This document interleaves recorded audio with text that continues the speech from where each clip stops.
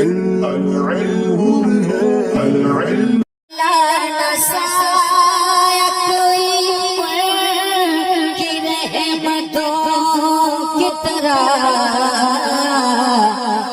دشمنوں سے کرے پیار دوستوں کی طرح.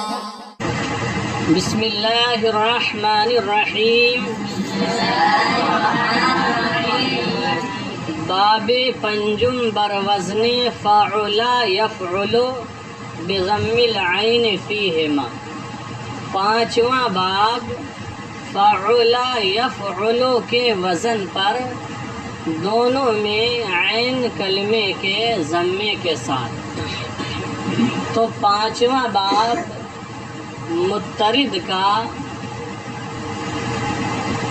فعلا یفعل کے وزن پر ہے.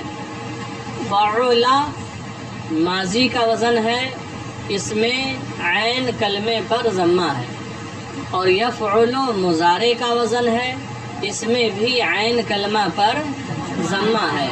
اسی لیے کہا بضم العین فیہما. ہما تثنیہ کی ضمیر ہے، دونوں میں عین کلمے کے ضمے کے ساتھ. پھر آگے بتاتے ہیں بدا کے ای باب لازم است. جان لیجئے کہ یہ باب لازم ہے، یہ باب لازم ہے. اب آپ پیچھے پڑھ چکے ہیں کہ فعل کی دو قسمیں ہیں. ایک قسم ہے فعل کی فعل لازم اور دوسری قسم ہے فعل متعدی. فعل لازم کسے کہتے ہیں؟ فعل لازم وہ فعل ہے جو صرف فاعل پر اکتفا کرے، یعنی فاعل پر پورا ہو جائے اور مفعول بہ کی اسے ضرورت نہ ہو، یعنی وہ مفعول بہ کو نہ چاہے. جیسے کروما وہ بزرگ ہوا، جاء وہ آیا، ذہبا وہ گیا. جیسے کروما وہ بزرگ ہوا تو یہ کروما فعل لازم ہے. اور متعدی وہ فعل ہے جو صرف فاعل پر پورا نہ ہو بلکہ اسے مفعول بہ کی بھی ضرورت ہو، وہ مفعول کو بھی چاہے گا. جیسے شرب ماءً اس نے پانی پیا. پہچان کا ایک طریقہ یہ ہے کہ اکثر طور پر فعل متعدی کا اردو ترجمہ کرتے وقت نی آتا ہے. جیسے شرب زید ماءً زید نے پانی پیا، اس نے پانی پیا. ضرب زید عمرا زید نے امر کو مارا. تو نی آ رہا ہے نا، جسے کہا جاتا ہے کہ یہ علامت فاعل ہے. لیکن کروما وہ شریف ہوا، وہ بزرگ ہوا، یہاں نے نہیں آیا. ذہبا وہ گیا، نے نہیں آیا. جاء وہ آیا، نے نہیں آیا. تو اکثر طور پر فعل متعدی کا ترجمہ کرتے وقت حرف نے آتا ہے جو فاعل کی علامت ہے. اور ایک چیز اور یاد رہے، یہاں پر یہ واضح کر رہے ہیں کہ جان لیجئے کہ یہ باب لازم ہے. یہ باب لازم کی تعریف آپ کے سامنے پیش کر دی ہم نے، اور متعدی کی تعریف بھی پیش کر دی مثالوں کے ساتھ. تو فعل متعدی کو مفعول بہ کی ضرورت ہوتی ہے، لیکن فعل لازم کو مفعول بہ کی ضرورت و حاجت نہیں ہوتی. تو فعل لازم کے لیے مفعول بہ نہیں آتا ہے، اس کی ضرورت ہی نہیں ہوتی. اب رہ گئے باقی چار مفعول: مفعول مطلق، مفعول لہو، مفعول فی، مفعول معہ. تو کیا یہ فعل لازم کے لیے آتے ہیں یا یہ بھی نہیں آتے ہیں مفعول بہ کی طرح؟ تو یاد رہے، خیال رہے، فعل لازم کے لیے مفعول بہ تو نہیں آتا، اس کی فعل لازم کو حاجت و ضرورت نہیں ہوتی. لیکن فعل لازم کے لیے جہاں ضرورت ہو تو مفعول مطلق آتا ہے، مفعول فی آتا ہے، مفعول لہو آتا ہے، مفعول معہ بھی آتا ہے، ہاں مفعول بھی نہیں آتا ہے۔ تو دیکھیں بدا کے ای باب لازم است، جان لیجئے کہ یہ باب لازم ہے، و بیشتر اسم فاعل ای، اور اس کا اسم فاعل بیشتر، اکثر و بیشتر، اور اس کا اسم فاعل بیشتر بر وزن فعیل می آید، فعیل کے وزن پر آتا ہے، اور اس کا اسم فاعل بیشتر، اکثر و بیشتر فعیل کے وزن پر آتا ہے۔ کس وزن پر آتا ہے؟ اور آپ فیض الادب پڑھ رہے ہیں، ترکیب بھی کر رہے ہوں گے، تو فعیل کا جو وزن ہے یہ صفت مشبہ کا وزن ہے، جیسے کریم آتا ہوگا، جدید آتا ہوگا، تو آپ ترکیب میں صفت مشبہ اس کو بناتے ہیں۔ تو اس باب کا اسم فاعل بیشتر فعیل کے وزن پر آتا ہے، یعنی اس باب کے فاعل کی جگہ صفت مشبہ کا صیغہ استعمال کرتے ہیں، فاعل کی جگہ صفت مشبہ بر وزن فعیل، کیونکہ صفت مشبہ کے بھی کئی وزن ہوتے ہیں، تو وہ صفت مشبہ جو فعیل کے وزن پر ہو اسے استعمال کرتے ہیں۔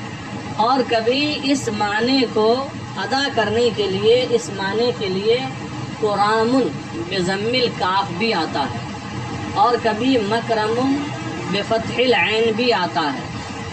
بہرحال یہ تو کبھی اتفاق ہے، لیکن اکثر و بیشتر اس باب کا اسم فاعل فعیل کے وزن پر آتا ہے۔ اب مصدر دیتے ہیں، دیکھیں کیوں الکرم والکرامت، جیسے الکرم والکرامت یہ مصدر ہیں دونوں، الکرم بھی مصدر آتا ہے اور الکرامت بھی مصدر آتا ہے۔ ترجمہ ہوگا بزرگ شدن، بزرگ ہونا، الکرم والکرامت بزرگ شدن، بزرگ ہونا، شریف ہونا، نفیس ہونا، سخی ہونا، یہ اس کا ترجمہ ہے۔ شریف ہونا، نفیس ہونا، بزرگ ہونا، سخی ہونا۔ تصریف ہو اس کی گردان، کرما یکرم کرمن و کرامتن فہو کریم، الامر منہ اکرم والنہی عنہ لا تکرم، الظرف منہ مکرم والآلۃ منہ مکرم و مکرمۃ و مکرام، وتثنیتہما مکرمان و مکرمان، والجمع منہما مکارم و مکاریم، افعل التفضیل منہ اکرم والمؤنث منہ کرما، وتثنیتہما اکرمان و کرمیان، والجمع منہما اکرمون و اکارم و کرم و کرمیات۔ یہ گردان ہوئی اس پانچویں باب کی الکرم والکرامت مصدر سے۔ آپ نے یہاں دیکھا کہ اب تک جو 4 باب آپ نے پڑھے ان میں پہلے معروف کے صیغے لاتے تھے، پھر اسم فاعل اور مصدر، اس کے بعد مجہول کے صیغے لاتے تھے، لیکن یہاں ایسا نہیں ہوا۔ دیکھیں کرما یکرم کرمن و کرامتن فہو کریم، الامر منہ اکرم، اسم فاعل کے بعد امر کا صیغہ آ گیا۔ حالانکہ ان میں جو پہلے 4 باب گزرے، فعل ماضی مجہول کا، مضارع مجہول کا صیغہ آتا تھا، اس میں مفعول آتا تھا، تو یہاں نہ ماضی مجہول آیا، نہ مضارع مجہول آیا، نہ اس میں مفعول آیا، نہیں آیا نا؟ کیوں نہیں آیا؟ کیونکہ یہ باب لازم ہے، یہ باب لازم ہے، اور جو فعل مجہول ہوتا ہے، فعل مجہول میں کیا ہی یہ جاتا ہے کہ مفعول بہ کو نائب فاعل بنا دیا جاتا ہے، جو مفعول ہوتا ہے اسی کو نائب فاعل بنایا جاتا ہے، لہذا فعل لازم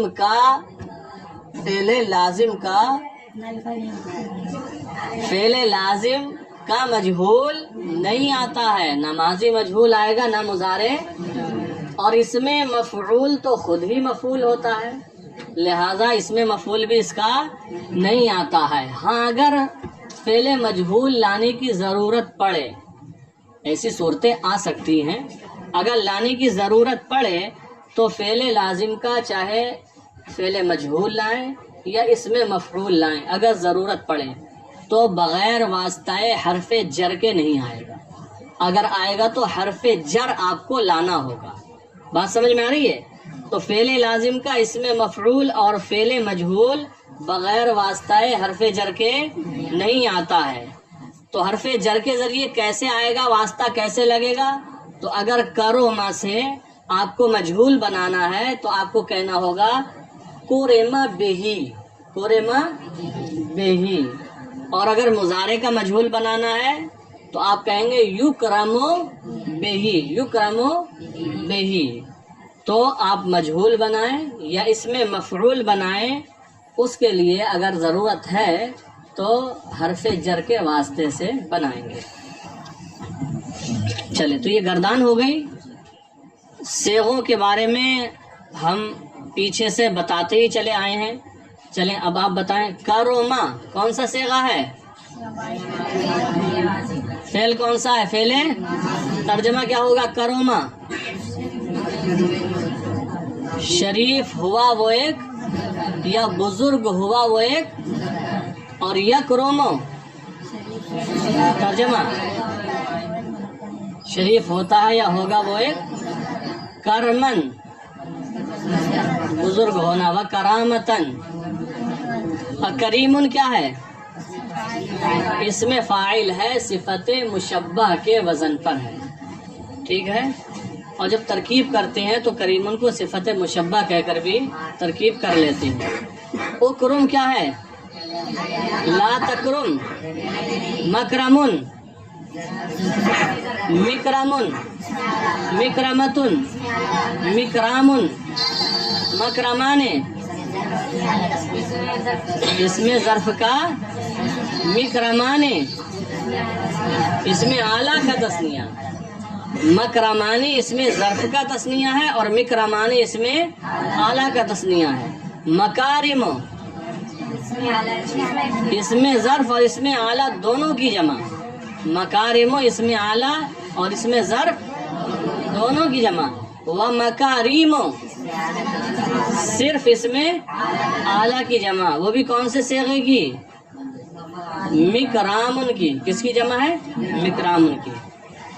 اور اکرمو کیا ہے؟ اس میں تفضیل. کرما اس میں تفضیل مؤنث کا صیغہ ہے. اور اکرمانے اس میں تفضیل تثنیہ مذکر. کرمیانے، اکرمونا سالم. اکارمو